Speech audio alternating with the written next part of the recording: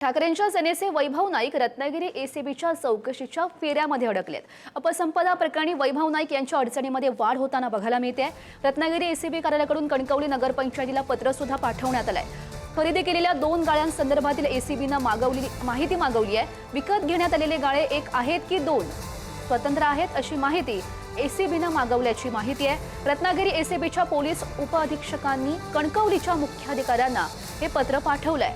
2002 आणि 2006 मध्ये वैभव नाईक यांनी या गाळ्याची खरेदी केली होती। 2022 सालापासून वैभव नाईक यांची अपसंपदा मालमत्ता प्रकरणी रत्नागिरीच्या एसीबी कार्यालयामार्फत चौकशी सुरू आहे।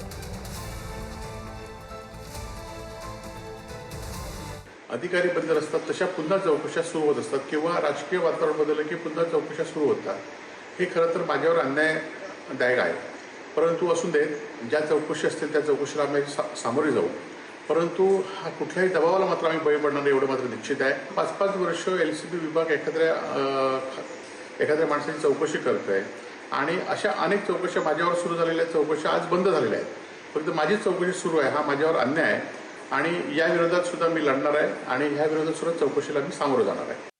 चौकशीच्या प्रक्रियेचा हा भाग आहे आणि त्याच्यामुळे शेवटी ती प्रक्रिया पूर्ण करायला लागते आणि माझी खात्री आहे की वैभव नाईक याच्यामधून सही सलामत बाहेर पडतील आणि ते माझे त्यांचे जवळचे संबंध आहेत। अनेक वर्ष आम्ही एकत्र काम केलेले आहे, चांगले व्यावसायिक आहेत, त्याच्यामुळे त्यांच्याकडून असं काही झालं असेल असं मला वाटत नाही।